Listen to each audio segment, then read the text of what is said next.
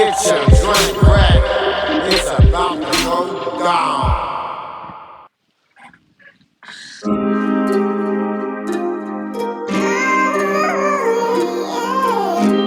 This is J. Banks Music.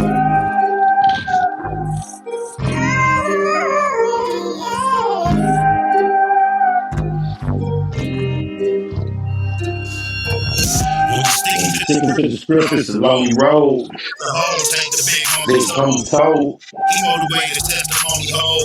On that no phonic on politics on him cold. SDI bang EC for Rio.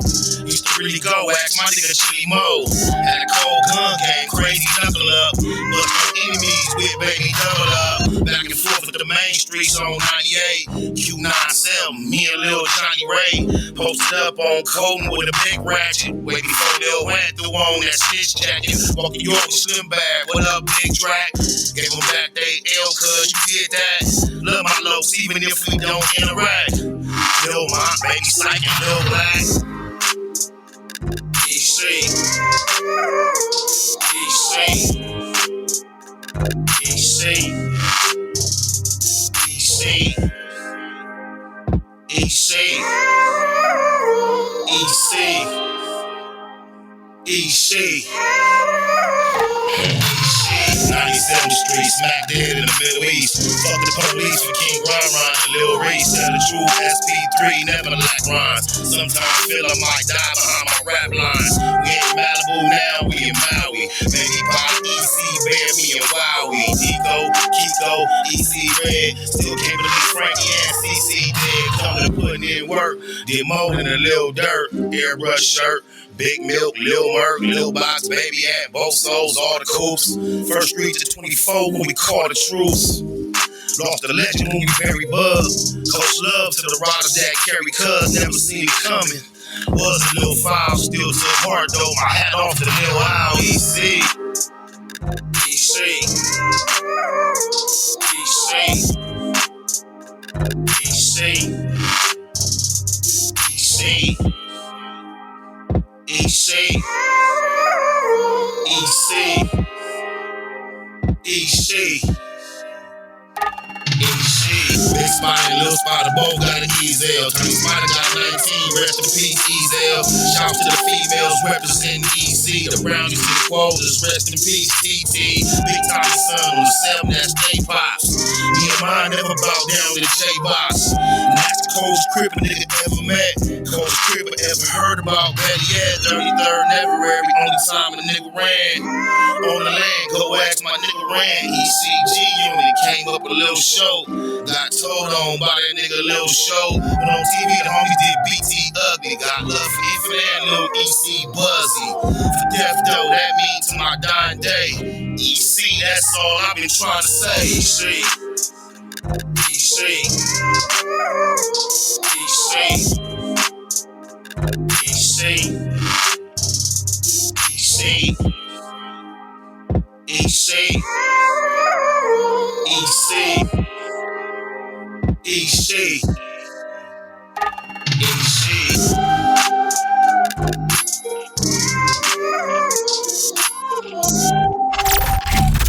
You're tuning into the best in the West. Real Rydaz only radio.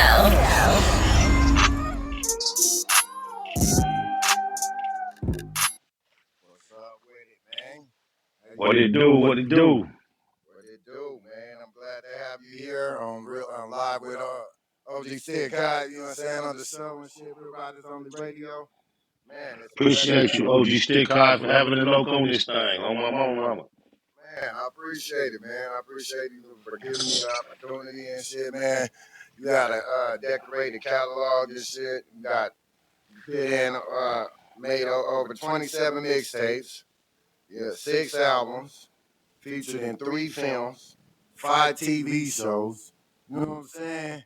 You did some research. Yeah, the logo's still going. You know what I'm saying? That's right. Podcast right now. You got the Mac Gear streetwear going and stuff. Baymac, yep. Baymac Gear. Yep. Be about your money at all costs. It's an acronym, yep. Baymac. Yeah. Okay. There's some of that right here. Only thing I got on that ain't Baymax is the hat. My grandbaby gave me this for my birthday in January, so I wear the hat. Ain't Baymax. It means something. Yes, sir. Indeed. Yeah, sentimental value. Yes. Hell yeah. Man, I wanted to just get you online and shit and politic. But I've been seeing a lot of this stuff online and stuff. We got so many questions and shit. Let's go. If there's anything that's off limits, I'll tell you when we get there. I ain't got nothing. I ain't gave you no free nothing. So shoot your shit, and we gonna chop it up. All right, we just gonna start off. We just gonna get straight to the shit. God damn. Yep. Many questions. Well, I should start from the beginning. I ain't in no hurry. You know we doing. Let's start off from the beginning. Okay, let's see. Lord Jesus, I got so many questions and shit. That's hard. All right, where's gonna start at? Yeah, which one? Which one first? Oh Jesus, let's see. Um, you already told me what Baymax mean. Mm-hmm. When did you start the Baymax shit? Baymax Streetwear started in particular. I can't give you a date because the whole Baymax brand in itself started long before that. And before there was Baymax Streetwear, I actually had a clothing line called Baymax Clothing. Yeah, And I went way back, and I seen you was talking about Baymax way back when you started. right, indeed. Baymax was like a fraternity or a brotherhood of a few street cats. I was not the starter of Baymax. Almost everybody in Baymax that there was, about 8 members, they were all members before me. I was like the last member. But it was just a brotherhood of people that were entrepreneurs slash hustlers slash street cats. They only very small amount of them were gang affiliate. It was just street cats that came together and was putting their mind and resources together in order to do what we call payback, be about their money at all costs. And that kind of like bubbled into a small core of partners and a brotherhood. And I was invited to be a part of that. And shortly thereafter, I made acquaintance with the G Unit crew. So that's why you heard me saying Baymax from the day one of that because it was something I was already involved in. Now, The whole concept was entrepreneurs going out, creating something strong under the Baymax umbrella, although they weren't actually tied together. So let's say one of the main endeavors that my brothers had got involved in was a trucking company. So we had Baymax Trucking. But then the concept was you may be auto, you might do sell cars. So you got Baymax Auto. And even though that's fully yours and the trucking is fully mine, we still wanted to build that Baymax umbrella. So I was the entertainment and the music portion of the Baymax empire. okay. You was pretty much you was the forefront. You was the forefront. Well, I became the face and forefront because I was in the entertainment and so many cameras involved in public presentation when I did. But prior to that, no, I wasn't the forefront as far as getting it started. It was a couple other cats, but I became the most visible face of it. And then as it dissolved as a unit, I carried it on as an individual and just began, because I don't function with the Baymax core anymore. So I've just, Go ahead. yeah, I've just taken it for my personal expression and my personal investment, and I still carry my portion of the Baymax flag still high, waist high.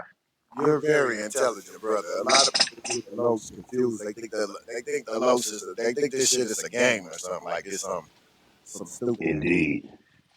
I appreciate that. As you, that's a compliment. I appreciate it.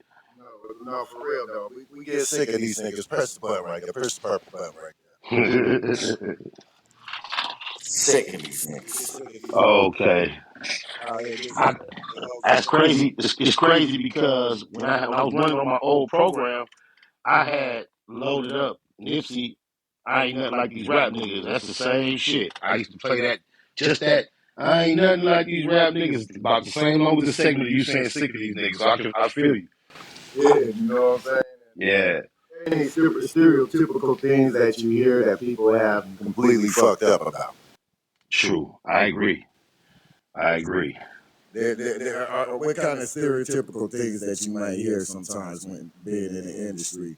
People think that, you know what I'm saying, they know your affiliation, but they feel like they gotta be a certain type of way around you. One thing when they see me, if they see me come dressed like I'm dressed right now, they be surprised or act like my crippin is turned down or I'm violating some type of moral rule because I'm wearing what I'm wearing. That's one thing that, since you asked that question, that they got a misconception of. Right. You grown as hell, you can wear what the hell you want to wear. Exactly. Exactly. And I think they also got the misconception that overall we don't love our people and that we don't wish to see even the back and forth black on black crime cease. We know it's a part of the culture. We know it's a celebrated part of the culture, but it's not the more mature part of the culture. And I think the more mature part of the culture realizes that's destruction. That's something we need to get rid of. And a lot of people think because you want to be strong and cool, which was the first two things about Crippin that I remember. They was strong and they was cool. And I think a lot of people think you have to be a criminal or you have to be undeservingly dangerous to also be strong and cool. And I don't think that's the case. I just want to revert it. I think I remember it was a time when people wanted to be cool and not hard. It seemed like niggas stopped wanting to be cool and everybody wanted to be hard. And everybody ain't hard, homie. Everybody ain't hard. One thing Sebo said when he came over here, he said, man, being hard comes with a reputation. Shout out to the bald head nut. Yeah, on God. Hard. Yeah, come with it, bro. Being hard ain't easy, y'all. Y'all out here trying to act hard. It come with a lot trying to be hard. Believe me, I dedicated a large portion of my life to being hard. Yeah, it come with some shit. What's your relationship with 600? That's the homie from neighborhood crip. He from 60s. I'm from East Coast. Traditionally, our hoods have a relationship that is it speaks for itself. It goes back for ages and years. I'm from neighborhood. He's from neighborhood. He's a media personality. I'm a media personality. Therefore, we have a camaraderie that we share to a certain degree. The only thing that really causes a rift in our direct communication is his relationship with Ho No Honey. I don't get involved in the politics that he got going on with the 60s. However, his choice of action, I don't agree with everything he chooses to do. I make that clear to him, but I'm not bigger than the program, and I wouldn't cause no 6-0 East Coast tension. It's not my business enough. So he a homie. He a homie. He in this shit like I'm in it. Like I say, he makes some decisions. He aligns himself with some individuals that I don't necessarily agree with, but he's still a homie. Did you know that he's a boxer? Yes. Okay. I was promoting the fight. I was promoting the fight between him and Cartoon from Avalon for a while, but because of Cartoon's age and the level of the fight we was trying to get it on, we couldn't get it past the commission.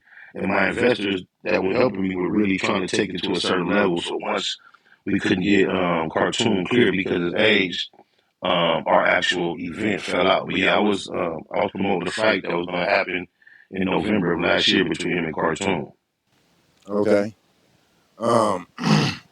Did you see his tape?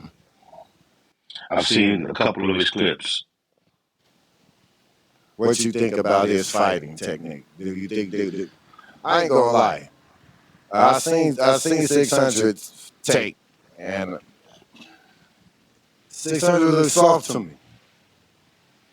I won't use that word, but I would say with the overall performance that I witnessed, I was less than impressed. He quit 2 times. He fought 2 times and he quit 2 times. Do you realize I'd have been in a boxing ring just on the strength, like off of a can, and you know what I'm saying? Right. I did this for the hood and shit. We did something out in our community. It's a flex fest. We did thing, hands up, guns down. You know what I'm saying? Right. It's always cool.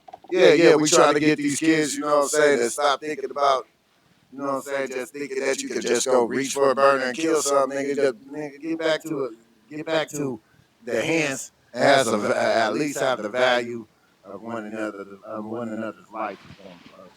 And so before you critique me personally, critique his performance. With that said, he got in there. You know what I'm saying? And I've heard about body shots. I'm not a boxer. I saw Garcia go down from Tank on a body shot. I've seen it in years. The one video I did see, he was reaching toward his body. And I'm not no boxer, bro, so I'm not finna shit on that nigga that's willing to get up in the ring and box a sport. Because even if they don't perform as well as I would like them to, they probably have outperformed me in the ring. So I wasn't impressed with what I saw by the homie in the ring, though, but that was just one clip that I seen him go down, maybe two. I'm under the understanding that where he was going to go do this, I've heard him express that everything we seen him do in the ring might not be true sport. When he's trying to pad his record and build his career, and I think he even stated that some of those outcomes are less than just organic. Okay. Yeah. We'll give the brother the benefit of the doubt. There we go. Good looking. Salute. We'll give the brother the benefit. There you go. Do you have official paperwork on Wack 100? I have the Main Street case where they was dealing with Suge Knight. I mean, with Shaquille O'Neal, and there was alleged kidnappings and things of that nature involved. And Cash Jones' name is all throughout the paperwork, all throughout. I also have become in possession of a RICO case that names Cash Jones, Ray J, and his mother as defendants or suspects, whatever you want to call it. They're saying it's civil, but there's a lot of conversation surrounding that situation that Wack is throwing Ray J and his mother under the bus as well, which might be less criminal and gang of orientation. I hear Yeah, but in that Main Street shit, yeah, his name is all through it. We got over like 1,500 pages of paperwork.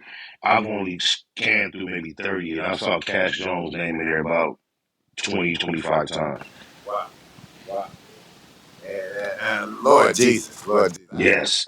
We're going to get to the paperwork because we're going Yeah. to see about it and stuff, but we're going to wait until the president, until y'all ready to drop the No, bomb. let's see. Shout out to Deuce Sims, Yael, the whole Damu Kiwi Conversations Coalition, because one of our main guys at the Damu Kiwi Conversation, Deuce Sims from Rams, he put together a very thorough presentation, showing, showing his involvement. I'm trying to keep this charger plugged in because I see that the thing went on. But he got it on World Star. It was broke down to 11 minutes. It was very, very clear as to Wacko No Hunted's participation in this mainstream shit. He had got him on the phone trying to clear his name, but really admitting to being more involved as he's been stating all through these years. It's all good, y'all. He going to be right back. Y'all know how we do. I'll tap right back in. You know what I'm saying? Phone tapped out. We gonna tap back in. We gonna get it. Man, I got my questions ready, y'all, man. We ready. We're Rydaz Only Radio, man. Thank y'all for tapping in. You know what I'm saying? We're gonna get y'all the motherfucking scoop. We're gonna get the scoop on this. We're gonna politic with the motherfucking low, spider low. You know what I'm saying? And yeah. I don't think he realized that it went out. So hold on, let me see. He probably still talking. Let me get tapped in with it real quick, y'all. Let me do some rolls.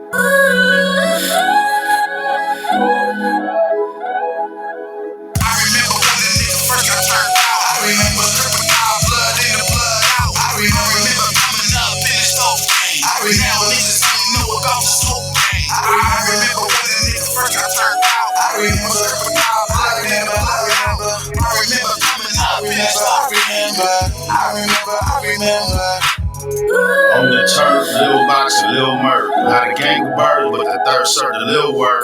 Sticky shit, every time he did his big. Politicking with his clique, trying to hit the biggest lick. Probably with the hood, we gon' have to see to that. It was Baby Jinx, Tiny D, me and Black. To be the EC, can't explain how it felt to me.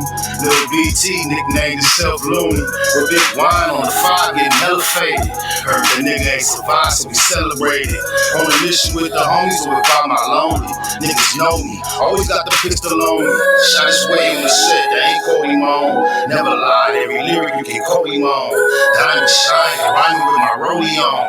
Money long, kinda like a Cody on. I remember when the niggas first got turned out. I remember dripping our blood in the blood out. I remember coming up in the stove game. I remember niggas didn't know about the smoke game. I remember when the niggas first got turned out. I remember dripping our blood in the blood out. I remember coming up in the stove game. I remember. My mama, some shit you just can't forget. Like some of the young niggas used to claim to sit. Same time, some of the homies used to bang young. To this day, me and her trade the same guns. East side, niggas know about that 7 gang. Central to San Pedro, sold up on everything. You ain't heard, 93rd to the sin. Ain't nothing new, neighborhood, just where the been. All the Sherm homies shitting in the hood. Fuck the function off, soon we get to getting good. A party ain't a party without a little drama. In the parking lot, hollering at Lil Mama. Say my name next to Johnny Ray, Baby Dre. Soul 1 and 2, Big Snake from 88. For death though, I died for, I surrender. Shit was evil on the east side, I remember. When the niggas first got turned out, I remember dripping our blood in the blood out. I remember coming up in the stove game. I remember niggas didn't know about the street game. I remember when the niggas first got turned out. I remember dripping our blood in the blood out. I remember coming up in the stove game. I remember. Try this again, man. My bad. I don't know what that was. Nah, man, it's just probably lost the signal. Yeah, so like I said, we had got the documentary up.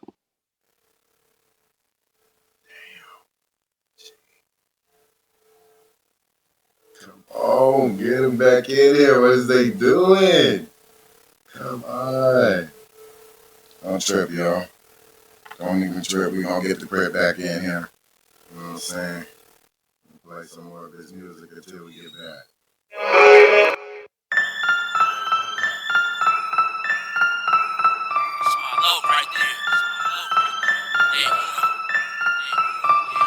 That's my day uno. Only me and him in his 2-door Benz. That's my bro. We don't call each other friends, day uno. Even ride with me to the end. Even let me have the last shot at him. That's my day uno. We stay cracking. And when I die, he one of the niggas carrying my casket. Game bang acting. Really with this shit, stay banged up. My day one ain't never changed up. That's my day uno. There's no S since day uno. For rare recitors, and I'm say puto.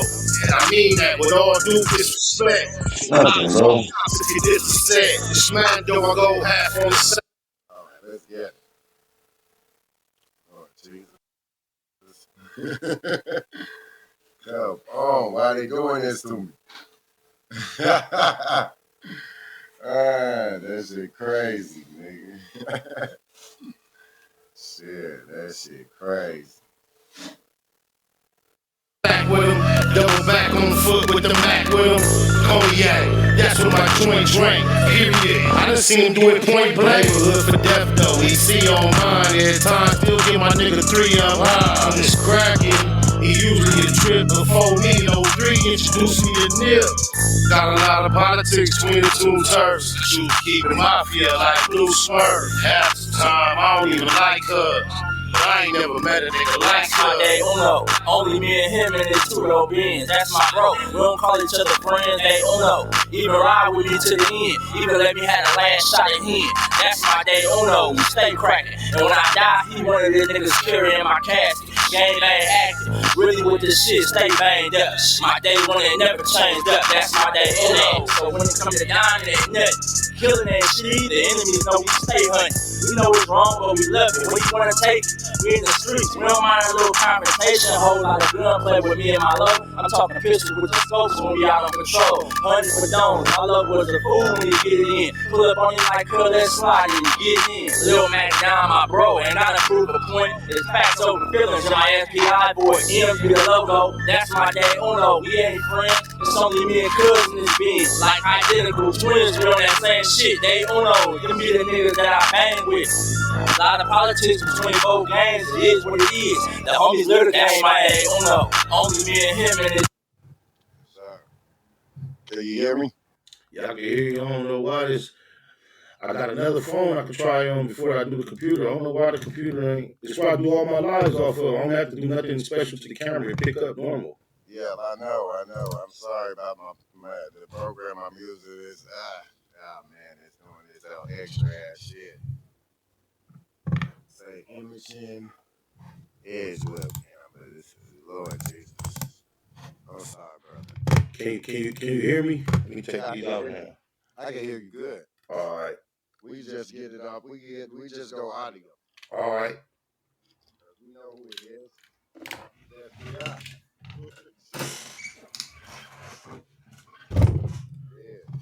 I'm here. Okay. But I can't hear you as well. But like I was saying, we had got that video making it real clear up on World Star.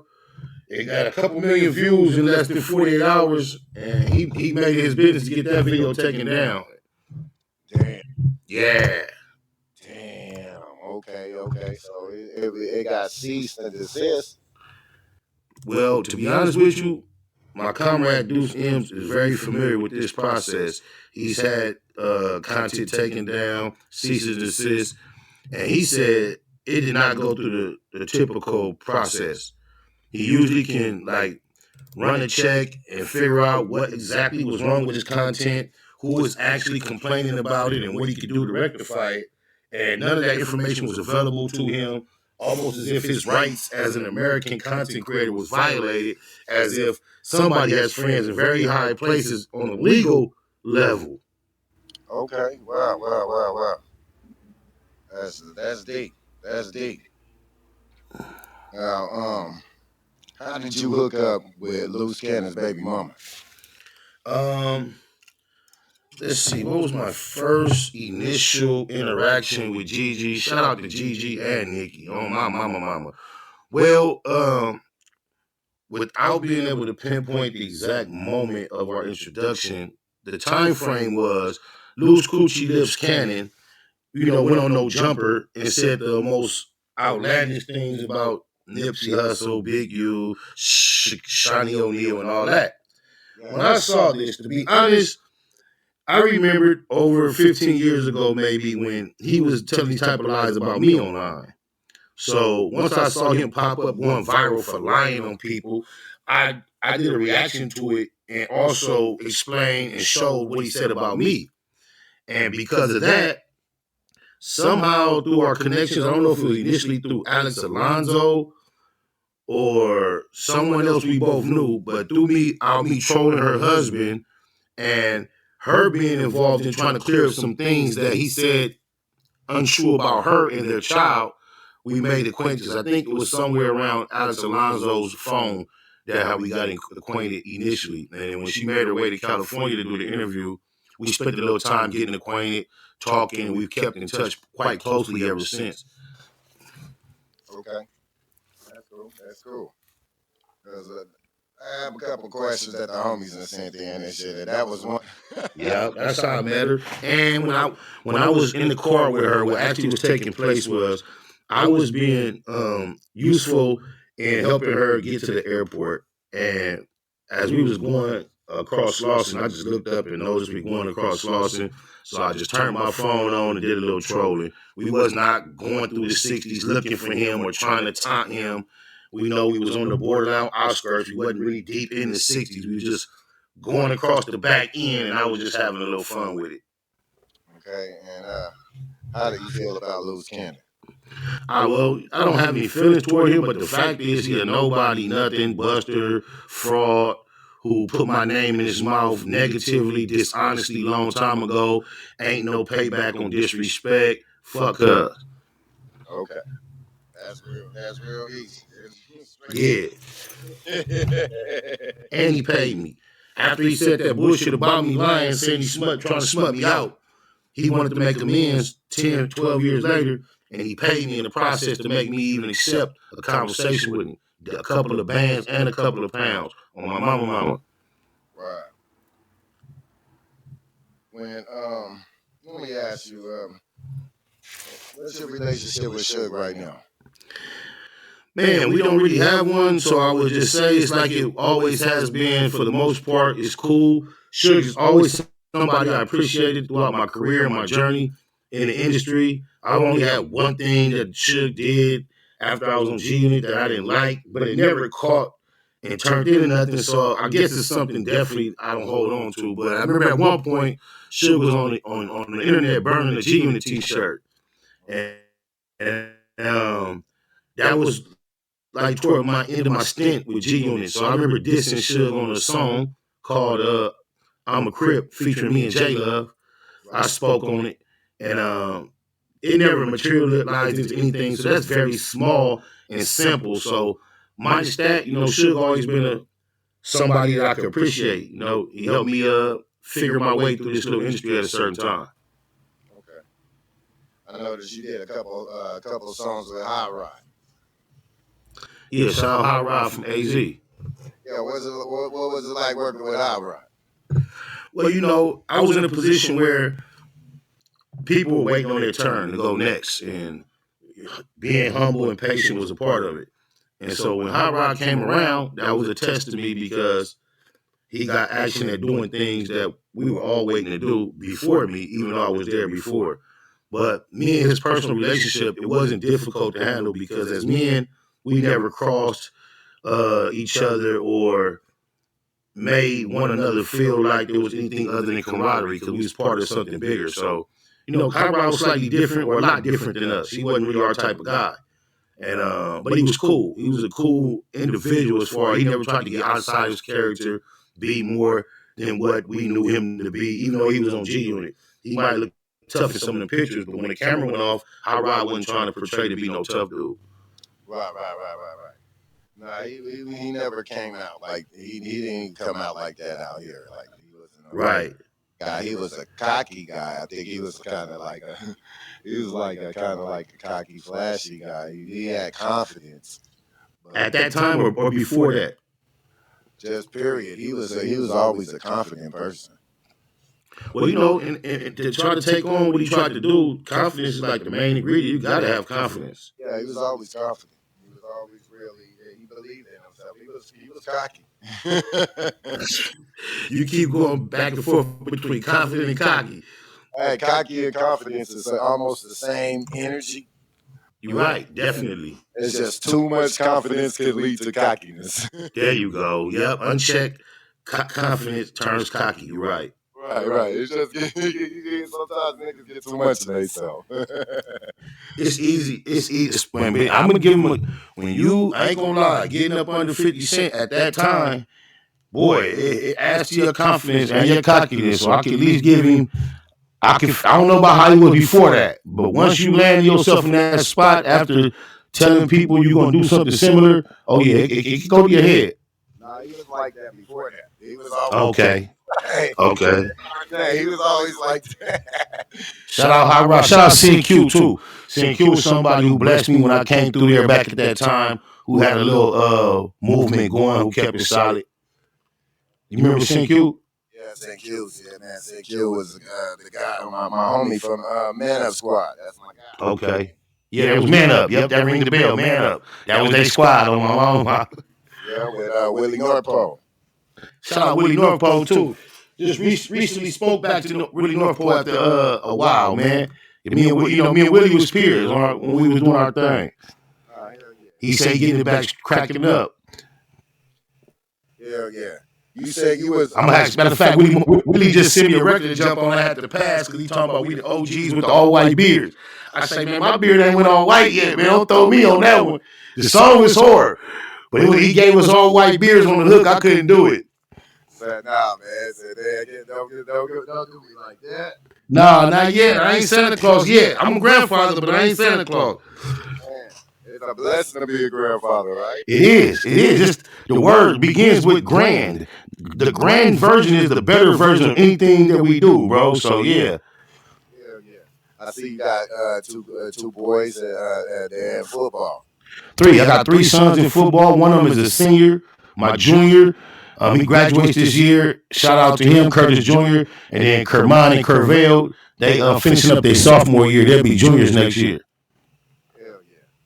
That's dope. That's dope, man. Just being able to do good for your bring your kids in the right upbringing and shit. You know what I'm saying, and lead them the right way. You know? I'm blessed. I'm blessed. I'm fortunate, bro. I've been responsible for raising basically 10 children, if not 11. All my children's mothers had a child when we met. So their first child is my child as well. So it's my 6 plus 4. Yeah. And out of the whole group, I got one that's affiliated. But he still went to college. He a red rat. He a Damu, but he ain't just no ignorant dummy out here. He real sharp. But outside of that, I've got a correctional officer, a CO.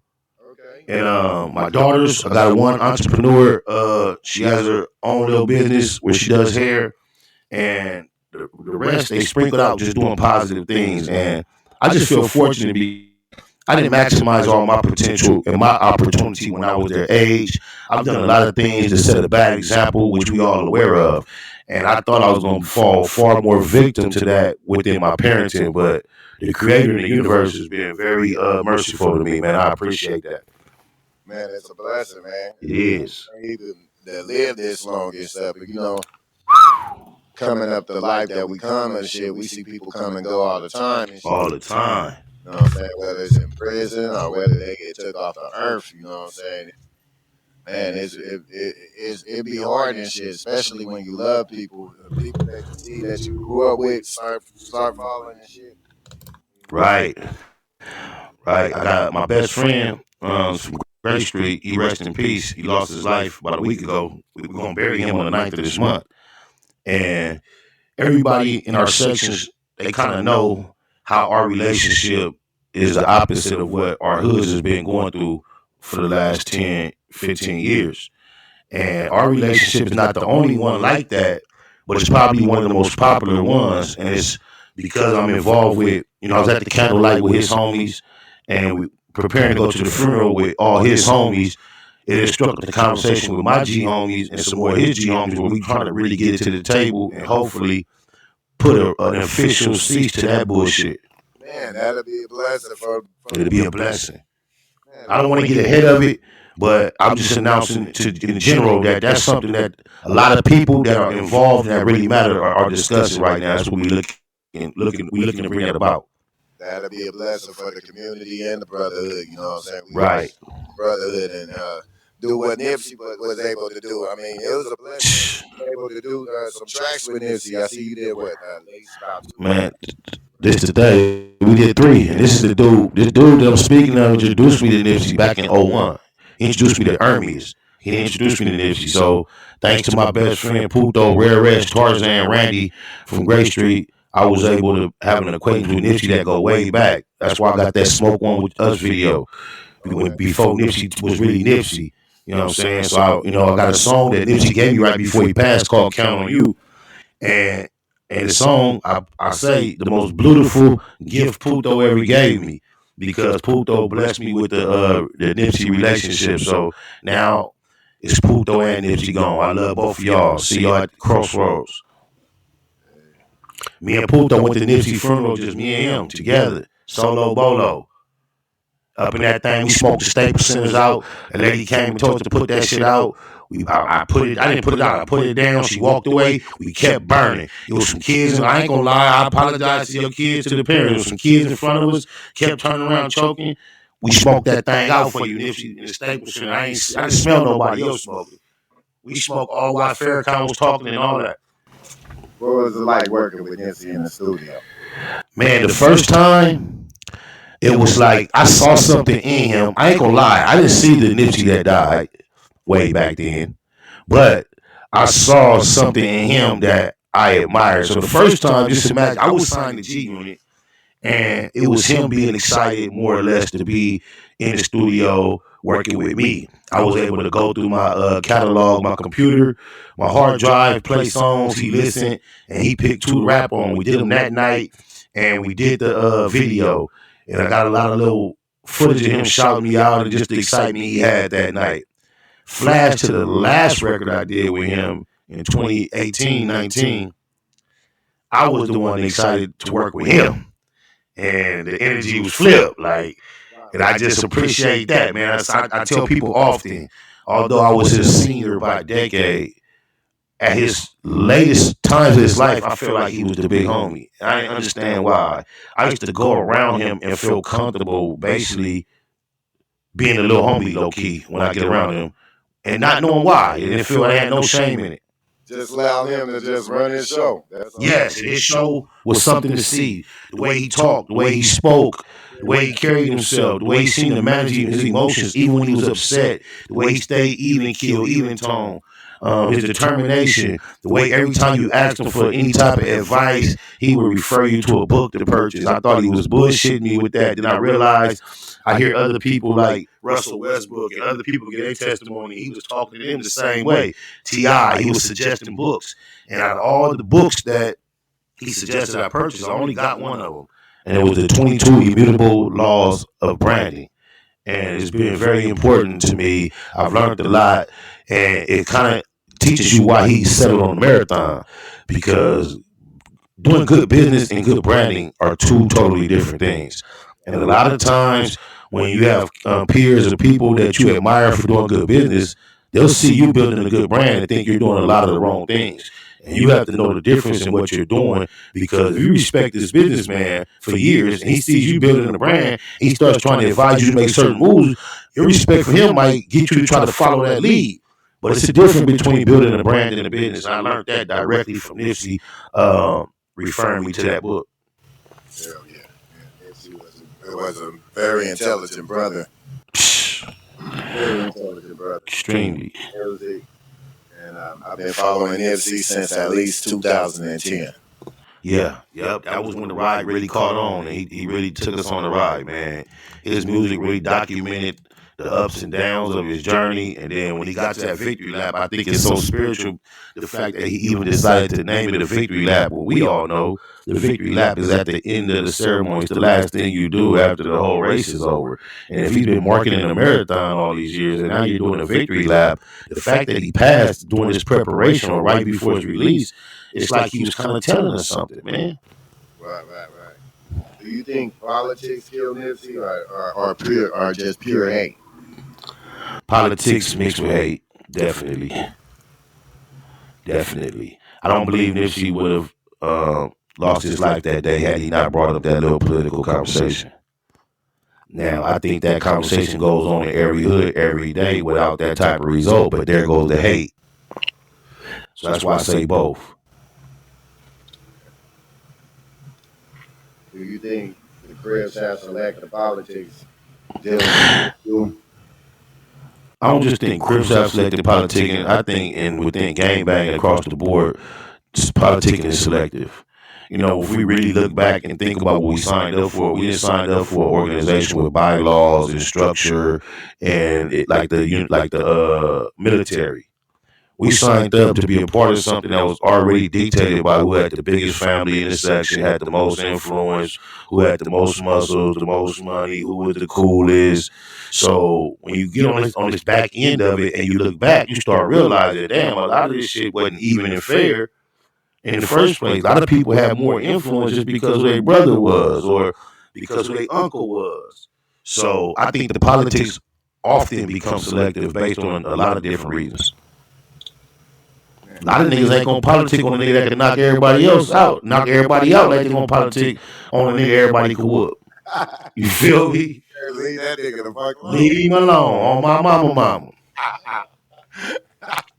It's like when 3 niggas trying to rush a big nigga and don't nobody want to be the first nigga to run up. Hey, there's a nigga like that from every hood. You know it. That's why I laugh at a lot of these niggas when they act like everything's so pure and cut and dry down the middle. I know better, bro. Yeah. Because we all know we got some real rebels in this revolution. Exactly. We know it's a comedy movie, but the Debo type. Yeah. Yeah. Real rebels in this revolution. Yes, sir. And politics get dirtier and dirtier the higher you go up in the ranks. So that's even in our culture. They don't give a fuck if it comes down to it. Yeah. And a lot, the realest ones, they wear that shit on their sleeves. Like they ain't gonna let shit slide. Like my brother was one of my brother. He on my beanie right now and shit. Rest in peace to my bro under. You know what I'm saying? OG underestimated. Okay. My brother, he was one of the niggas that's not gonna let nothing slide. Mm. He one of the niggas that if you out here talking tough, nigga, he wanna test that. Right. Right. See what Right. you talking about. Right. I can relate. Man. You know, we know niggas that push that line, and so often that line we admire it, but that can lead to their demise. My father taught me this too. Worst thing you can do is have a man scared of you. So Right. go ahead. Yeah, that's another thing. You got to see all these little nuggets and lessons and jewels that we know that we got to try to put together to find a balance, because nobody wants you to. You ain't supposed to be scary and marked out, but you ain't supposed to be running around looking for problems either. No, you're not supposed to be looking for problems. Yeah. You have people that I don't know. They aggressive. I'm trying to figure out which way to politically say this. Oh yeah, I got patience. I'm waiting on you. You get it. I feel you though.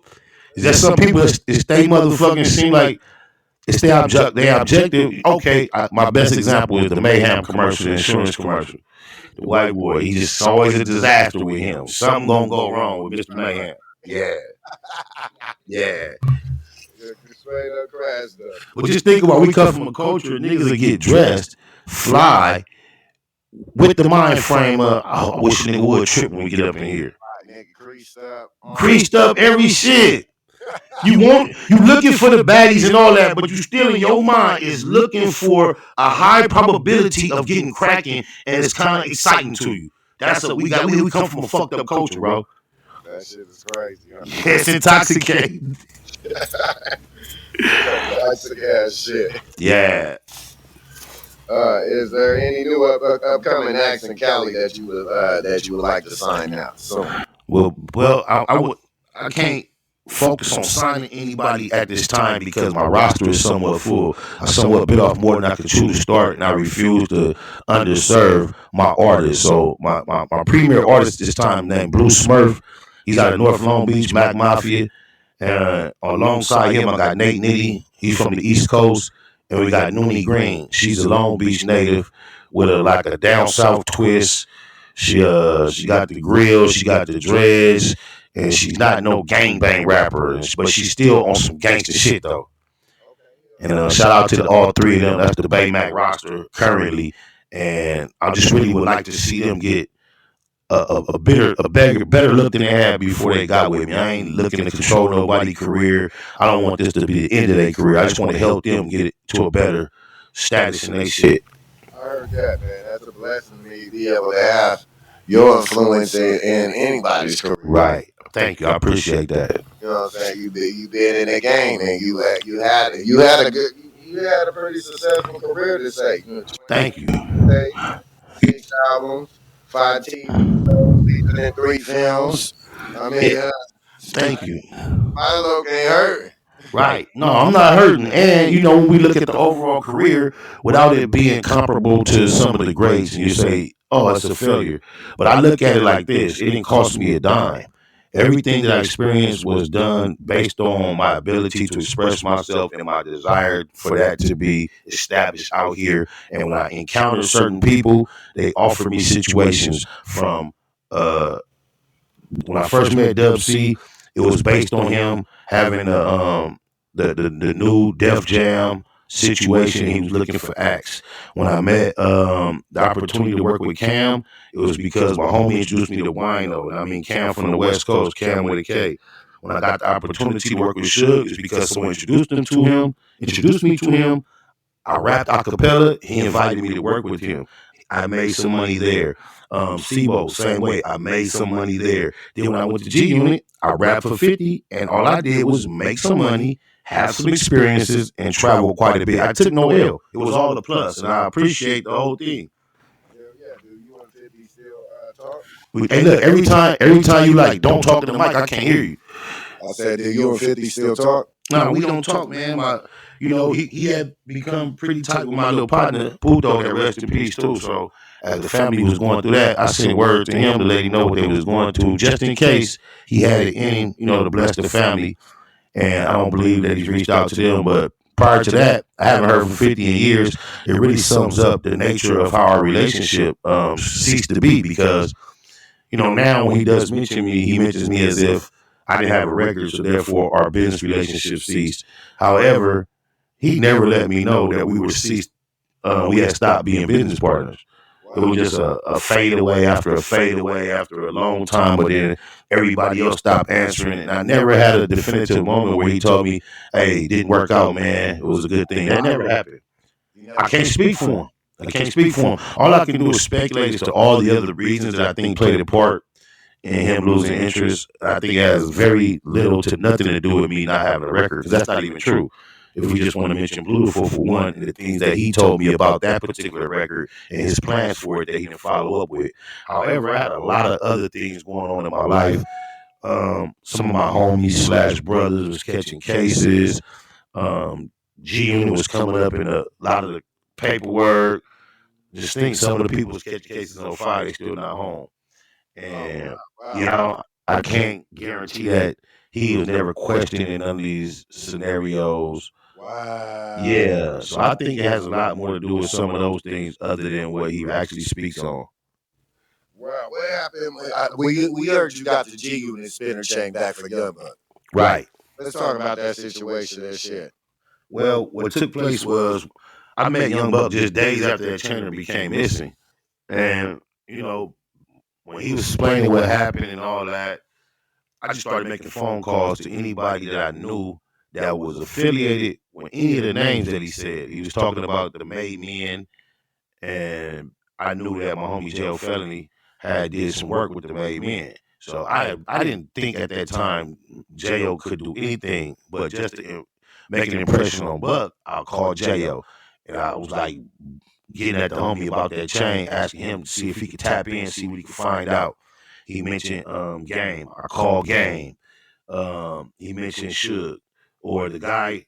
He mentioned somebody that knew Suge. I called Suge. Any name that came up that I had some connection with, I was getting on the phone right in front of Buck to show him that I got rapport with these people, and I'm finna try to politic to try to get this chain back. Throughout the process of that, I spoke to someone in Chicago who, when I got on the phone with them, they said, "If you from LA, if you want to know what kind of status I'm on, when I get to LA, I touch down with niggas like Suge Knight." So I took the opportunity to tell that individual to ask Suge Knight about me. And later on that day, we got a phone call saying the chain was gonna come back, and you could think that Spider Loc nigga. And so the actual process of the chain coming back is so much controversy now. You got the Flores twins, and somebody convinced 50 that the streets was dried up or product until the chain came back. That's not actually true. The Flores treads, I have learned in the long run, were physically involved in getting the chain back, but it had nothing to do with drying the streets up with product. That's all extra bullshit. They actually purchased the chain for some people in order to try to develop a rapport with 50, which obviously worked because they still cool to this day. Okay. Now, you said Young Buck is basically a hood hopper. Buck Jenner. Well, when I met him, he was low-key Hoover affiliated, claiming Hoover. Then when he met me, he jumped on the 9/7 East Coast wave, and I was trying to help him facilitate an honorary membership to the hood because he was doing so much for me. I actually took him to the set before. He expressed the interest to go back more and get more acquainted. The homies wasn't hating on it. We was all caught up in the moment of it, the feeling of it. And then when he ceased to be my partner and looked up. He jumped on Big U nuts and started claiming rolling 60. So, did you call him a hood hopper? I didn't quite use that term, but those are the facts. So, I guess we can agree he is a hood hopper. That's that. Technically, if you claim something and then you claim something else, that's a yeah. And he never really officially got down with none of them, so he's the worst kind of hood hopper. Hey, the facts is what it is. Yeah, facts over feelings. That's part of my movement. Man, facts over feelings. Yes, sir, keep it a good. You sick of these niggas. Push that purple button real quick. I ain't nothing like these rap niggas. You sick of these niggas. My mama.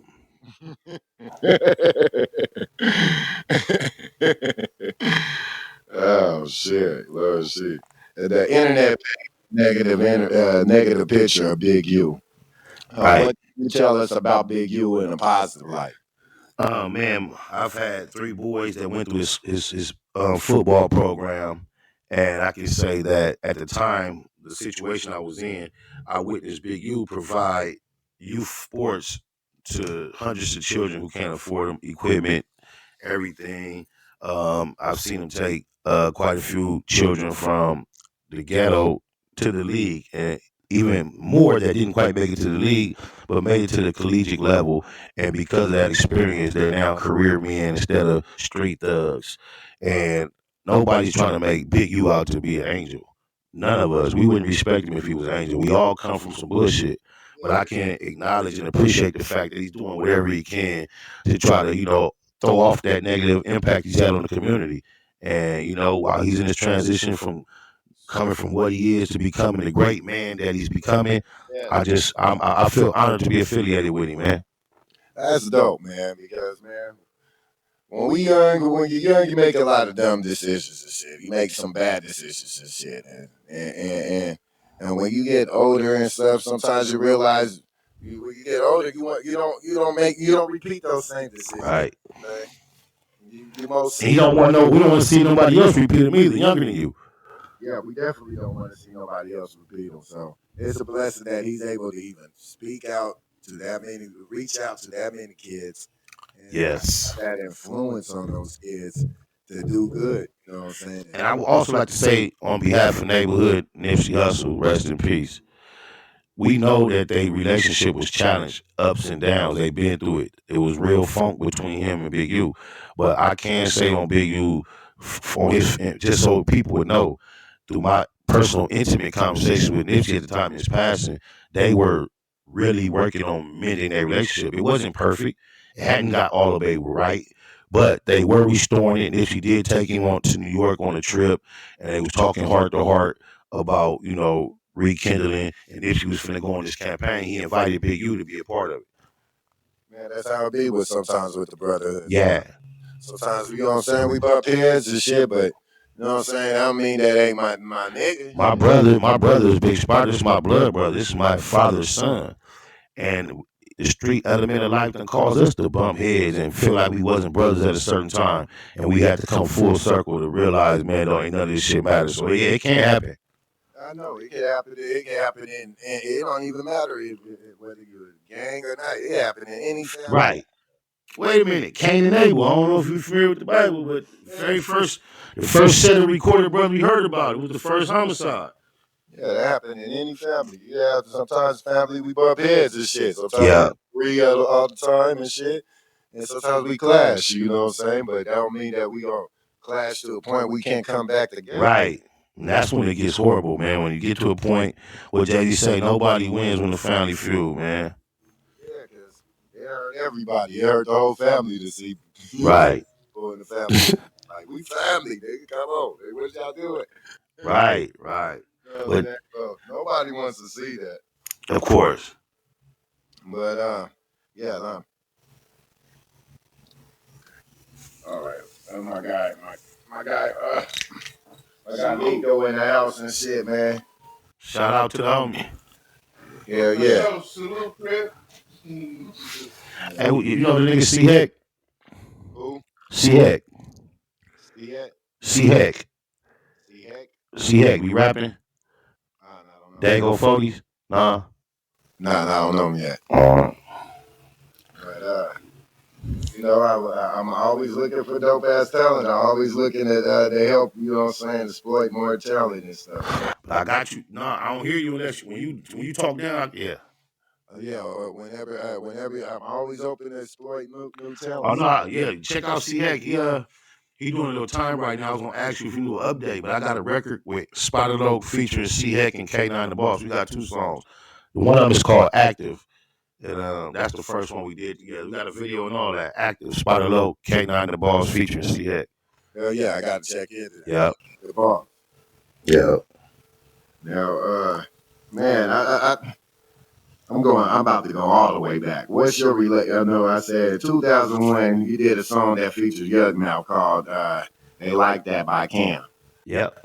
What led to the beef with Young Mouth in 2005? That's the first record I ever did that was ever in the stores or out for purchase. Getting on that record with Yuck Mouth, and then I was down with my homie Wino from 190. His little label was called Hard Time Records at the time. And by the time I bumped into Yuck Mouth and we had our altercation, I was signed to G Unit. And whatever it was that led up to the tension in the club that night, the line of questioning that kicked off the actual physical part of the situation was, I chose to ask him, why you be this in G Unit? And his response was, I ride with them like you ride, I ride with Jay Prince like you ride with old boy. Speaking of 50, and before he could really get the old boy out, I fired on him. So it was just, that was the issue, was that small, bro. It was that small. It blew up, whatever. But now me and Yuck Mouth, shout out to Papa LQ and the whole little the team over there that smoke a lot. That's my nigga. I've been fucking with Yuck Mouth for years since then. The Thug Lord. Yeah, Thug Lord. My homie TY from Harlem at one point back in the day put me on the spot. He got me in the car with him, drove me to an alley, and left me there, and Yuck Mouth was in the alley. He like, y'all gonna figure it out. What, for real? Yeah, not too many niggas could pull that off on me. Right. But yeah, he didn't give me no heads up. He didn't tell me what was going on, but he had a relationship with Yuck and myself to where he loved us both and he couldn't have that. So right, gotta keep the brotherhood together. Yeah, he left us back there and we talked it out. Me and Yuck ain't never skipped a beat. I hate that it comes up so often because I don't want to rehash that like I'm trying to like talk about an old shit to shit on cuz. But that's why I know it's part of my history though. You clarified that well. Yeah. You guys' relationship is well and good. And that's good for the brotherhood and stuff because I love Yuck Mouth music. I was a fan of him. Of course. Music, you know what I'm saying? It's good to see the lows and Yuck Mouth together. I don't even think Yuck really banged that. Nah, he don't. But he ain't. One thing about Yuck, Yuck got very little fear. He ain't no buster.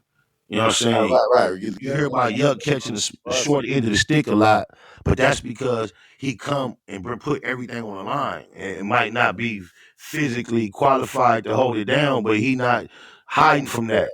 Yeah, he ain't scared of it. He ain't scary, yeah. Salute to Yuck Mouth. Hey, you can't win them all, right? Exactly. Shit, you get your fair share. I heard the homie Baby Runner say, he don't trust nobody that win them all. If you winning them all, you picking your fights too selective. Yeah, he said you let some shit slide somewhere. Yeah. When you stand on principle is the only thing that's gonna win every time, bro. Shit, some niggas that don't go along with your principles can whoop your ass. So when you stick to principle, yeah, you gonna take some L's. Period. Yeah, because you eventually gotta look yourself in the mirror and shit. If you don't stand on it. Right. You know what I'm saying? You gotta be able to look yourself in the mirror, man. That's important to me. Right. Yeah. But you know what I realized? It's not important to all. Some people can look in the mirror and see somebody that they know they don't live as and be totally comfortable with that. Comfortable with that guy. Yup. The image in the mirror, not that guy in the mirror. Like Wack no honey. You know when he look at himself in the mirror, he knows he's someone different that he tells the world. I know that for a fact. From the outside looking in, it would appear to people like Wack is the voice of the West Coast. Is that completely out of line or yeah, that's 100 100,000 chameleon gazillion percent out of line. Wack does not even speak for a small portion of the West Coast. What happened was Wack allowed himself with a lot of the people that do speak for the West Coast and then market himself as a spokesperson. But he doesn't even have the relationship with the majority of those who do have voices that matter. A lot of them don't even like to be put on blast, so I ain't gonna go on no roll call. But Damu Kiwe, we all know one another, and we all realize how he established himself as a apparent voice of this West Coast shit. Now he don't even fit in out here, my nigga. Without his industry, matter of fact, without Adam 22 as his buddy Wuddy, as they say over there, his influence would really shrink. You got Clubhouse, and you got No Jumper. The real niggas out here don't fuck with Cuz. Okay, I be hearing that a lot, but then I don't heard from some people that Wack really got some juice too. I mean, too, I don't know what that would mean to you. What happens is Juice is being able to convince motherfuckers with nothing that you could provide an opportunity for them. If you call that juice, then that's juice. But what's happening, if you notice, the opportunities are not as readily available as the people that are seeking them. But I don't understand how you would translate juice any other way. Right. Well, he's not even from Los Angeles. You have to get that clarified. Because some people that I met out here, they say they was from out there. They said that he could make things move. Money can make things move, or the motherfucker, especially when you come in for an environment where people have nothing and you have a little something. So, okay, people say he can make things move. All right, give me an example of one thing he has made move. I don't know. That's what they say. Yeah, you can't go by what they say. Because first of all, you got to identify who they is. He got the game. What he got the game out there? The game. The rapper. The rapper. What? Got a blue face. You mean? Come on, man. Tatiana. Ain't nothing wrong with that. Nothing wrong with Tatiana. But Blueface told on Tester from San Gabriel Valley Thresays. And Wack know it. He told on somebody. Yeah, he told on him. Wow. They robbed him for that blue chain, that first chain he had when he got popping. They robbed him for it allegedly. And I believe there was some alleged exchange of gunfire. And Blueface was apprehended shortly after the event that evening. And in order to try to explain why there was an alleged exchange of gunfire, he gave up the whole get down, the government name and everything of the motherfucker he claimed that robbed him. He's a Hispanic named Tester from San Gabriel Valley Thresays. It hit different. Do your homework on Tester. Wow. Yeah, Blueface told on him. He not only told on him, prior to that, they were high school rivals on the football field. I think they were competing for the quarterback position. Then I believe they were competing for the love of one Jaden Alexis. I know they were competing for a romantic interest. And now that Jaden is a personality in the public, I just assume that it was her when they tell their backstory, how long they've been together. However, Tester and Blueface used to compete for the starting football position. Blueface won. Blueface got the girl. Shortly after high school, Blueface got the career, the girl, the clout, all that. He bumps into Tester out by Magic Mountain at a gas station, and the alleged events pursued that night where I know the SA homies ended up with the chain. I know that much. Yeah. And Blueface told dead homies. I used to support Blueface no matter his relationship with Wack until I realized he told on the SA. Right. Damn, that's crazy. I didn't know. What? They got the paperwork out there? Well, the alleged robber has been on the run ever since, trying to outweigh the statute of limitations. Oh, wow. This case has not been adjudicated. It hasn't gone to trial. So there will only be the initial police report, which is not public information. You have to wait. You have to get it from somebody involved in the case or a lawyer, which is not going to relinquish that to the general public. You have to wait. Yeah. It's currently pending. Yeah. But know this: it's been reported that not only is Blueface a witness on the paperwork, but Cash and Kim Jones, his wife, allegedly both made statements that incriminated the alleged robber. Wow. In corroboration, in unison with Blueface's statement. Wow. Lord Jesus. The name is Tester, like Chester, Tester with a T. With a T. Tester from San Gabriel Valley, Texas. Okay. Yeah, it's Sereno. Man, I'm supposed to look that up. Yeah, look that up. I'll look at that up. I've been speaking on it for a long time, and it was going in like nobody was tapping in. But not too long ago, Swifty Blue, one of the essays on the internet mentioned it long after I brought it up. So it's circling around. But the individual who's on the run, he's not involved in none of this internet shit. He ain't trying to bring no light to it. He's trying to survive. He's trying to make it out. Right. He living real life right now. He on Yeah. the edge. He on the motherfucking edge right now. Right. Yeah, they probably say he armed and dangerous. Yes. Yes. Do you think we could get some of these podcasters that currently have beef in the ring soon? Say it again. Do you think we could get some of these podcasters that currently got beef in the ring soon?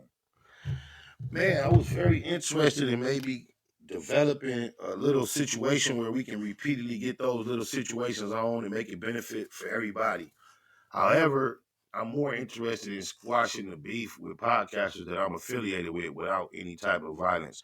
I would prefer to see some type of celebrity boxing element that didn't include beef. I would like, maybe me, Bosco, other personalities.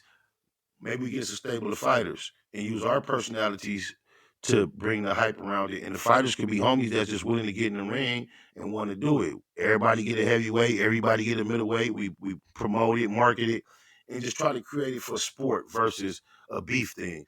I think that it's lack of intelligence and maturity that if I disagree with you, we have to touch each other to resolve it. Because touching each other never actually resolves any problem that we're discussing. So I think we should reserve our physical violence for situations that we cannot avoid. But if we're communicating, then I think we should be able to avoid touching each other, especially if we're going to put on pads and gloves. How serious is it at that point? Well, Compton Menace, he called you out after the Nina Boy fight, right?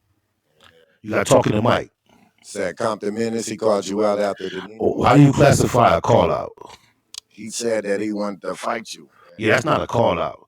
You call me out by being in my presence and saying you want to get down when you close enough to touch me. You can't get on the camera in front of 100 people and mention my name about a boxing match and classify it as a call out. I've never been in a boxing ring in my life. You don't call me out into a brand new endeavor of boxing sport. I'm not boxing you. I've never boxed nobody. I'm the low. What I look like boxing out here? This crip. I had never boxed before too, but I got in the ring. That's okay, but I'm not knocking you for that. It was fun. That's okay for you. I don't find it fun. Okay, I hear you. Yeah, but I'm not knocking you if you enjoyed that. It's not my thing. I hear you. Yeah. I don't get no nigga no fair action at nothing with me who ain't claim to have a problem who I don't. That's weird to me. Speaking my name, nigga. You said I ain't playing none of these games. All that whole shit with Menace was whole shit to me. That's how I classify his whole movement, energy. That was whole shit. I don't got no respect for the way he moved. My number been the same 20 years. You want to get on camera and play with my name? I'm the low, nigga. What do you think about the Nina Boy Bosco fight? I think they should have did a do-over. But Bosco's not interested. I think Nina's no longer thinking about it. But yeah, that was an embarrassment. It was a lot of lack of engagement. I was watching it disappointed. Culture, you know what I'm saying? It wasn't a good fight. Very unimpressive. Because it gives the wrong idea about the culture. Yeah. Well, I don't think the boxing says much about the culture. There was two men that got in there and didn't box. I don't think the culture is. Yeah, I don't think the culture is, represented by that. But the culture was, well, I seen a lot of people, a lot of responses. A lot of people was angry after that. They looked like they were scared. They was both scared of each other. That's what it looked like to me too. But I don't think that reflects on the culture. I think we gotta let them individuals ride that hill. That's those two guys. Yeah, they have to ride that. They gotta ride that. I think, to me personally, me saying you or having a real problem with somebody and then getting in the ring, I think that looks bad. That looks very bad. Yeah, I don't knock people who get in the ring for sport because they practice and they feel like they good and they want to test their skills out with the next man. I get that. But to say you have a real gripe with a nigga and we finna arrange weeks and months in advance to have a sporting event, that's goofy to me. Yeah, they all on the internet cell warrior basically. They doing cell warrior shit. That's goofy to me, bro. Talking on the internet and shit, and now you get in the ring and you ain't got no bite. Yeah, you can even tell from their press conference versus at the press conference, like you couldn't keep them away from each other. They was finna go at each other's throat. But they got in the ring, you push them in the back, and they won't even go connect with each other. So they did themselves a disjustice by going so crazy at the press conference and then so calm. They sold the event, but it's just damn, you gotta show up too. Yeah, definitely got to show up, especially when you barking like that. When you act like y'all don't like each other like that, we got to see a little bit of blood, just a little. Right. Something. So you know what I'm saying? We ain't trying to see the brothers. Yeah, they definitely under delivered. Yeah, they did, man. They disappointed. I was irritated watching the fight. Yeah, I was too. What led to y'all to stop Lil Wayne car in 2008? Well, back then he had a song that was pretty popular that he used to say, "Sue gang, if you ain't with that, you from the food chain." And I didn't know if he was trying to be slick and say like the food chain in the water, like crabs. So I was just looking at question him about that. But by the time he got to the location we were waiting him to get to, so many homies had accumulated.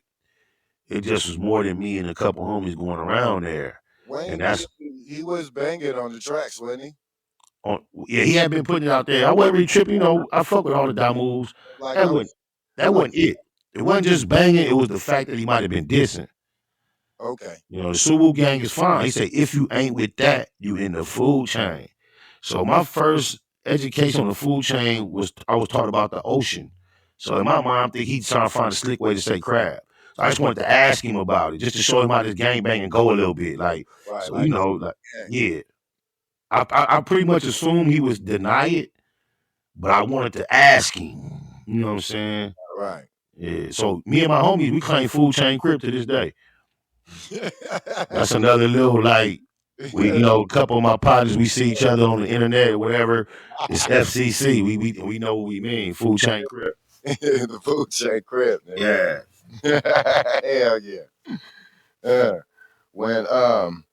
When Game caught 40 Glocc slipping, how did watching that footage make you feel the first time watching it?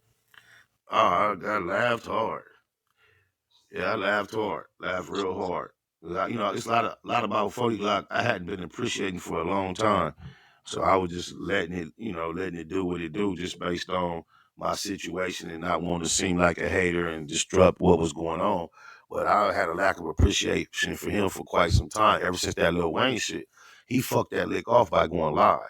We really had our mind on doing a lot more destruction, but when we looked up, he was on a kite phone, KYTE. It was an orange apparatus. It was one of the first live apparatuses where you can go live, and he had it in his hand going live in real time. So therefore, nobody really wanted to do their Dougie the way we had planned. You're basically snitching. There you go. But then in the long run, I look at it like, damn, 40 Glocc probably saved me from doing a bunch of times. I probably gonna do some bullshit.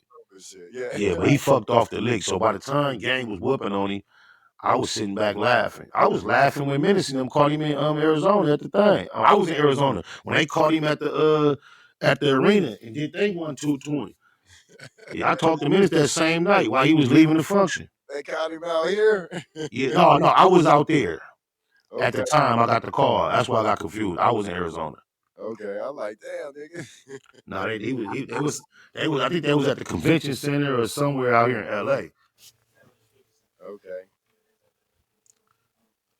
Yeah, I remember that. That went viral. Mm-hmm. Then he did some whole shit. We put out the Graveyard Shift as an album, and I had a record on there where one of the lines was, "I'm gonna let the red rags bail while I sell y'all sick." Suge Knight and Snoop was on Dale Dog Dick, and then he was so concerned with that line, saying he had some business with Snoop Dogg. he begged me to change the line. And I told 40 Glocc, fuck that, I ain't changing nothing. Cause I started to put music out on Interscope, big white people. I ain't never been censored. Nigga, how I'm gonna do a mixtape with a homie, a Crip, and get censored? Cause I said, it don't even make no sense. You gonna be the first nigga to censor me? So he kept begging me. I told EC, if you gotta censor me, take me off the whole project, cause I don't wanna do none of it. So he agreed that he wasn't gonna censor me. He gonna leave it like that. And some time had passed when he finally was like, hey, we'll put that tape out, man, to shoot some videos. I'm like, all right. Went out there to the video shoot. And then on the way back, I'm like, I ain't heard this song since we did it. So I got the whole mixtape. You can have it. So I put the CD in on the way home, right? And the song came on. This nigga cut the last line off that song. That I told him, nigga, I'm not going to be on this project at all if you censor me. He sent it in for mixing and mastering with being censored. He cut my verse off. Like, nah, man. And I called him right immediately. I was still on the freeway. I banged on him, charged him. He had to pay me for that too, though. But yeah, there's a lot of little reasons why I didn't like Cuz. That's why I'm glad to see him get his ass whooped. Hey, shit, man. It is what it is, right? Shit. Let me see. You know, a lot of people think that 50 Cent signed you to beef with Game. Is that, how true is that? He would just have to be very, very, very strategic and slick, because the whole time I tried my hardest to get him to let me tag me into the game beef, he advised me to stay out of it. Okay. In a million different ways. It was me being irritated, being out here local, him pushing GU not, us pushing G Unit. I went against 50's advice and I got involved. So I don't agree with that, even though I know it looks like that to a lot of people. Do you think politicking online is watering down the gang culture? Yes. I also think the gang culture deserves and needs to be watered down. Okay. That was a good answer. Are homosexuals allowed in the gang culture? Not from my standpoint, viewpoint. I don't agree with it, but I can't say it's not happening elsewhere. But I don't agree with it either. me either. No, I don't agree. I don't understand it. I don't appreciate. Well, I do understand it because I understand how they are infiltrating everywhere. Now, I can see a female. Yeah, female, but not a male. Not a male. I agree with you 100%. But I gotta tell you this. I don't want to put the homies on blast. With certain Compton Crip sets that well, I won't say certain sets. I know one particular Compton Crip set. They had one that, like, we used to go to functions with them, and we used to go up in the club and all that, get cracking. The motherfuckers used to get cracking, get on the mic and like regulate, like try to stop shit before we go bad. Like they had one, you know, some of the homies, they had one over there. A lot of times it's somebody's nephew, son, or I don't know. It happens, bro. Right. Yeah, I heard about some active ones too. Like yeah. Now him, I'm aware of those. Yeah. You know the active tops, the bandits. Yeah, they been existing. But I'm talking about somebody living out here, having a boyfriend, and you know what I'm saying, going to Pride Week, but coming to the function, that type of shit. All that's different. Blatantly gay. Yeah, blatantly. Yeah, I've yet to see that. That is way different. Yeah. Yeah, that's different. The dude on 21 on No Jumper show. Yeah, I haven't seen nothing like that in real life, nah. Yeah, and it kind of it irritated the real oaks out here. Oh hell yeah, it did. I never really thought that was a real thing. I just knew they was gonna say aha somewhere. Right. Yeah. They playing somewhere, but yeah, they gotta be playing with us. It's like I can't believe like nobody from Hoover never. That's one thing I can say about the Hoovers, though. I've noticed they don't really get involved in this online explaining themselves. Even the few guys that's from Hoover that do the media shit, they don't really talk Hoover shit. Right. Yeah, you know, my homies try to maintain a similar rapport online. You got these young niggas that do the actual internet banging, like posting they live and dissing. I don't expect them to say nothing online, but I don't see why nobody approached that nigga yet. You know what I'm saying? Right. What is you doing out here? Well, no, in Texas, whatever community they got, I think he has an acceptance out there. Right. I don't think he came nowhere near no LA niggas to really question him, bro. Okay. Like, yeah, I don't think so. Out here, nigga. Nah, and he got to be careful over there because You might find some over here that like what you're trying to do enough to do something bad to you because they like what you're doing. But you still can't be a part of the get down living like that. But somebody might be attracted to it enough to take full advantage of you. You gotta quit playing. Yeah, you gotta quit playing. Yeah, you definitely gotta quit playing because it's not a game out here. Definitely not. It's not a game. Man, it's been a blessing having you on my show today, man. Unfortunately, I wasn't able to have you the video, but you answering all the dang questions I got. You're incredible. Easy call, man. That's what I'm here for, man. Facts over feelings. I'm gonna keep it to Google. I'm gonna tell you anything that's not gonna incriminate or embarrass one of my love. I won't incriminate nobody, and I won't embarrass nobody I love. So anybody else can get it. As long as it's facts, I ain't gonna lie on nobody. I ain't never gonna ask anything that's gonna take a brother away. Yeah, I ain't gonna do none of that. We ain't on that DJ Valid or whatever they call it. Vlad, yeah, none of that. None of that shit. Yeah, I don't like the way Adam even let the niggas get up there and say all that. Let Lou Canons say all that shit. Adam should have did. He should have known better. He shouldn't have did that. Now, Wack tried to say that Big U's part of like a gang intervention program or something. He is called the GRID program and is doing a partnership with his own nonprofit developing options. And they had some questions about the wording of the contract of the GRID program, which Big U has addressed. I had questions about it myself. Right. Do you can you give us a better understanding? Do you have a better understanding? Well, the questions I had, the wording had stated to where that they were supposed to be on call for the police and make certain reports of certain activities in the neighborhood. But Big U has stated and claimed that before he went to any agreement with them, the wording had to be changed. He didn't sign nothing under like that.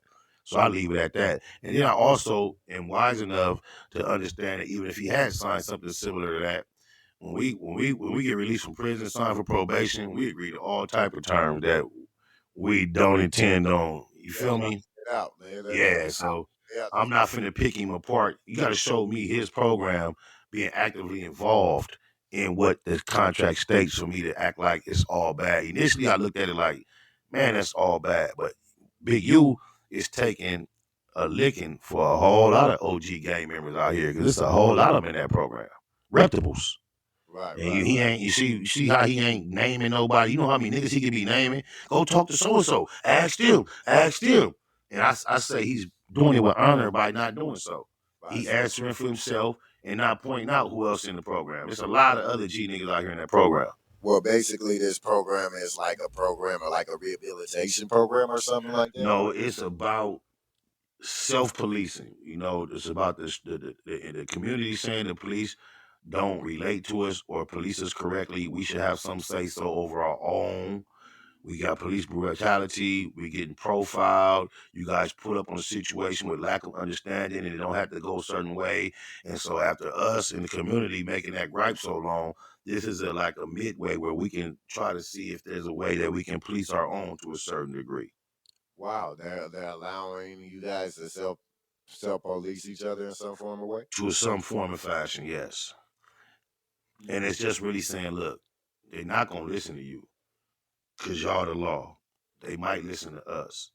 And if you give us some leeway or some authority to, you know, be able to deal with situations before they get out of hand, then maybe we can help rectify some of this shit. Maybe if we got a system to where something goes down and we can find out what took place, we can stop them from going to retaliate.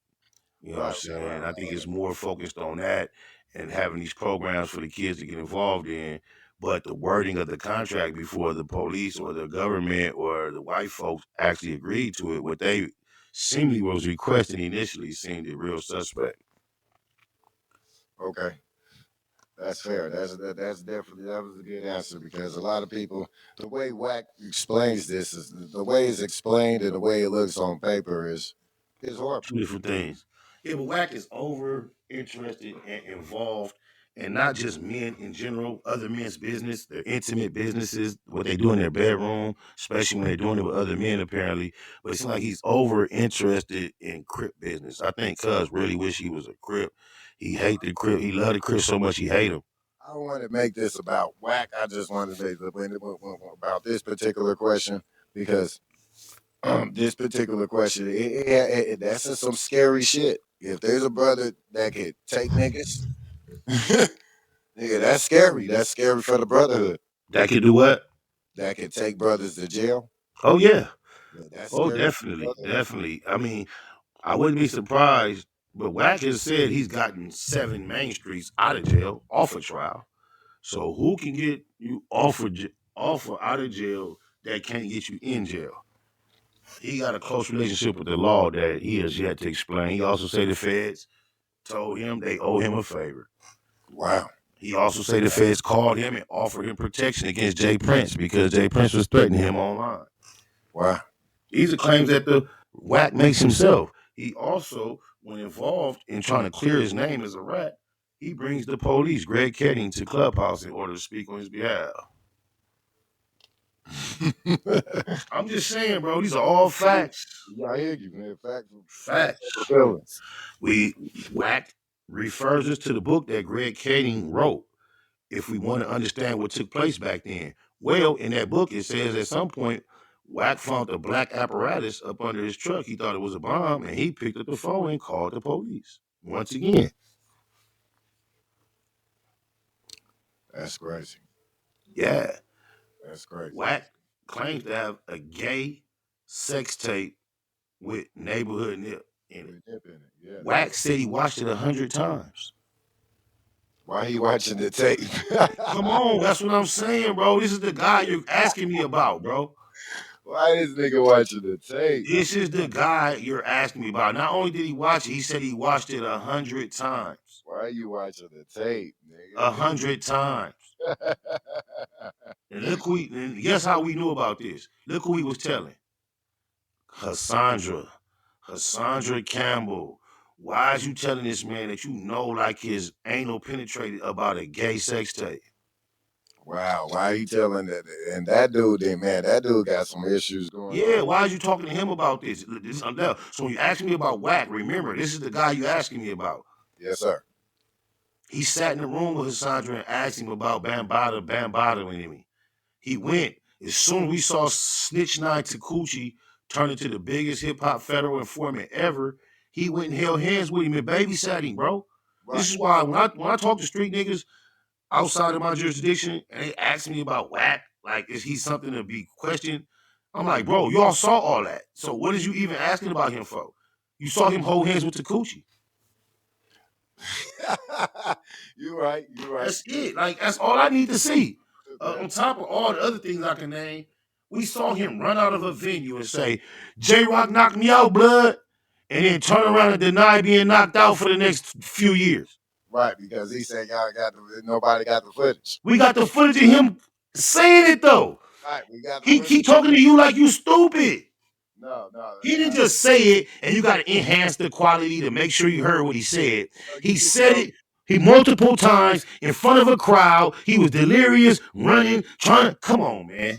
Right. We could tell. We all could tell what happened. So this is what I'm saying. Anytime you question anything based on him saying, it's like, damn, bro, why is you giving anything validity to anything he says after you saw he'll come out with all the passion of honesty saying, just got knocked out, blood, and then go on a campaign saying anybody that say I got knocked out is a buster and a hoe. Bro, when you start questioning me about this type of guy, now I gotta start thinking about who is OG Sticc Hyde for real. Because, I mean, that shit is self-explanatory. Yes, sir. No, I mean, these is questions that, you know what I'm saying, that everybody, you know what I'm saying? Yeah, everybody, I mean, we seen what Wack is all about. The feds called offering protection against Jay Prince. He got on the camera and said Jay Diggs killed Mac Dre and his son. He just said, come on, bro. How more incriminating can you get? And he's like, oh, who's Mac Dre? Oh, I mean, who is Jay Diggs? Oh, that's the nigga they say he got Mac Dre killed. Wow. Then he say he got his son killed for an insurance lick. Yeah. These are crimes. That is saying crimes. Yeah, you're accusing. He just got on there and said Nipsey Hussle was murdered under conspiracy of Big U, and he alleges because Nipsey Hussle was up for the grid program next. That's crazy. Come on, man, quit asking me about this guy. Anybody listening to me, y'all, who looking at my region, first of all, Wack is not from our region. He's from the outskirts. You are as much from my region as Wack damn near. You about twice as far away. Okay. You know what I'm saying? The other night, I was out there in the valley, and it was midnight. And I Googled it, and it was like 43 minutes. It was the fastest you get there from to Compton, from Compton to North Hollywood. It was no traffic. 43 minutes was the time I got. So imagine in the middle of the day, bro. Okay. How long is it going to take you to get to the valley? Almost 2 hours at times from Compton. I can get to you in 2 hours. Okay.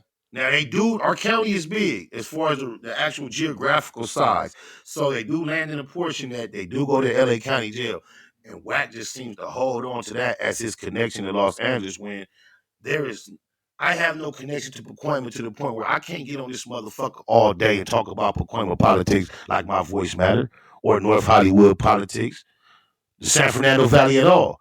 They got all type of shit popping out there. They got the front streets out there. They got the essays out there. They got the Wissits. They got some Damus out there. I ain't got no say so on no shit like that. I'm not no authority of that shit. I'm vaguely familiar. I know what people tell me, just like he knows about LA. But he tricked y'all to think y'all that's not from LA that he means more because the industry allowed him to stand next to enough Compton and LA niggas where he could pull it off. But that's not the case. If you don't see him with nobody from Compton and LA, he feels like and we look like he's nobody. He be ate alive. He try to keep them niggas with him for security, safety. You feel me? Fuck cuz though. Now, and I just say fucking because he lied on me. How do you feel about the DW Flame slip up? Oh, you gotta go look at my channel on Spider Loc Most Easty. I've covered it thoroughly. I ain't gonna be rehatching that. I had a lot of content about it. But shout out to D-Dub. That shit was real small, bro. There wasn't nothing. What do you want your legacy to be at the end of the day? I kept it facts over feelings. I kept it at Google. Didn't bite my tongue. Stood on all 10 and didn't sell my soul. And I want my children to respect, honor, and love me, and my grandchildren. Hell yeah, man. Thank you so much, Spider Loc, man. It's been a blessing to have you on my show. Man. Yeah. Appreciate you, Sticc Hyde. I apologize for the technical difficulties. We didn't get it through, but we got it out though. Yeah, man. It's just how your voice alone, your voice is strong, your voice is real. You know what I'm saying? And just to have your presence alone, that's a blessing alone. Salute, bro. Yeah, we locked in now. So in the future, anytime you want to collab, just let me know, man. I appreciate you. Hell yeah. If you got any artists that you know what I'm saying that you like that you can we can highlight your artists. We'll start there. I'll put you in touch with Bruce Smurf. I need to get him on this circuit anyway, get him used to talking and answering questions. So I'm gonna give your staff. Should I send it to your DM or your folks? You can send it to my folks. All right, I'll put his hook up in there and then we go from there. Okay, thank you so much. I appreciate you, loved one. Yes, sir. All right. Thank you. That was Spider Loc. I don't know how to end it. Let me just do this, bam. Yeah. It's a blessing having them on our show, you know what I'm saying? And, you know what I'm saying? We got straight to it, man. Straight, solid politics. You know what I'm saying? God damn, why she did this shit like all right, anyway. Yeah, I was there with straight solid politics. It was dope. He answered all my questions. And man, you know what I'm saying? Thank y'all for tapping in with your guy, Sticc Hyde, live with OG Sticc Hyde, Spider Loc. You know what I'm saying? Just make sure y'all like, comment, share for the Loc one time and shit, you know what I'm saying? And shit, we about to be out.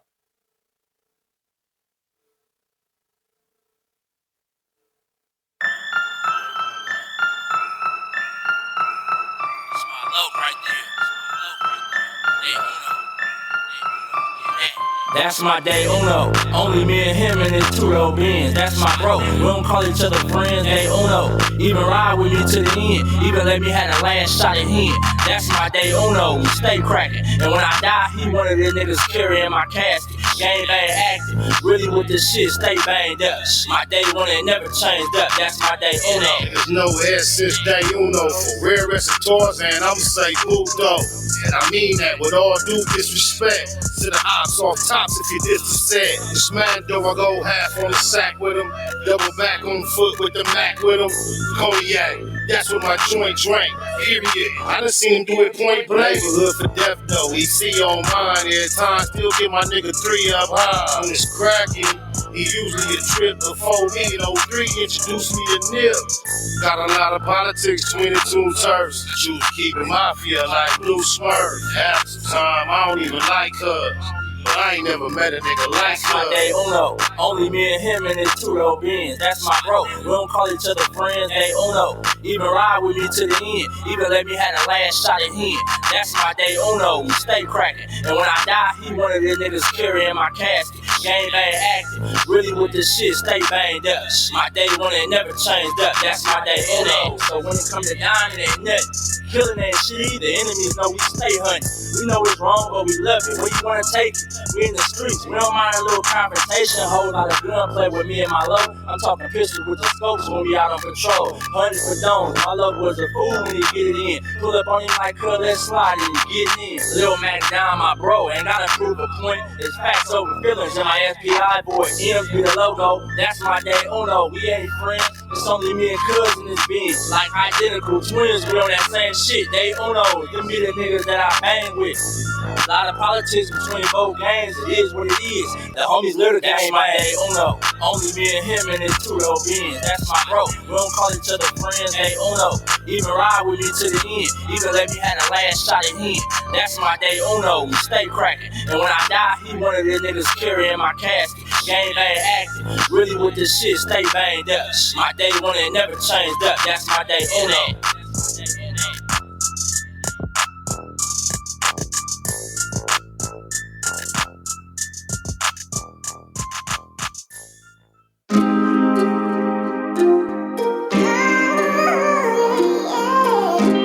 This is J. Banks Music.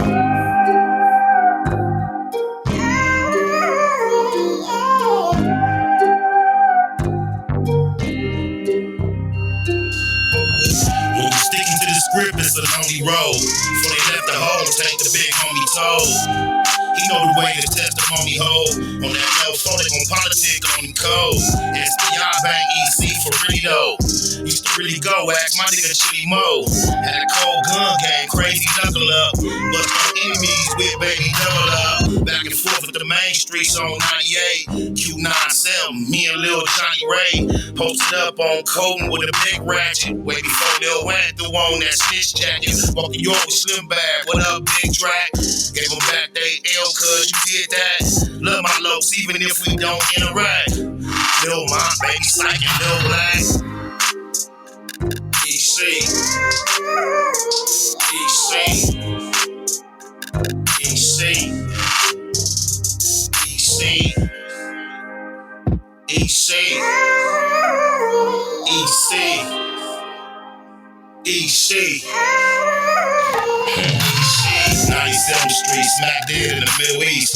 Fuck the police for King Ron and Lil Reese. Tell the truth, SP3 never lack rhymes. Sometimes feel I might die behind my rap lines. We ain't Malibu now, we in Maui. Maybe by EC, Bear me and Wowie. Tico, Kiko, EC Red. Still can't believe Frankie and CC dead. Come to putting in work. Did more than a little dirt. Airbrush shirt. Big Milk, Lil Merc, Lil Box, Baby At, both souls, all the coops. First Street to 24 when we call the truce. Lost the legend when we buried Buzz. Coach love to the riders that carry cuz, never seen it coming. Was a little foul, still took heart though. My hat off to Lil Owl, EC. EC. EC. EC. EC. EC. EC. EC. EC. Big spot. Ezel. Tony Spider got 19. Rest in peace, Ezel. Shouts to the females females represent EC. The brownies to the quotas, rest in peace, TT. Big time son on the 7, that's Stay Pops. Me and mine never bow down to J-Box. And that's the coldest cripper nigga ever met. Coldest cripper ever heard about. Better yet, 33rd never every only time a nigga ran. On the land, go ask my nigga ran. ECG unit came up a little show. Got told on by that nigga Lil Show. Went on TV, the homies did BT Ugly. Got love for Infinite and Lil EC Buzzy. For death though, that mean to my dying day. EC, that's all I've been trying to say. EC. EC. EC. EC. EC. EC. EC. EC. EC.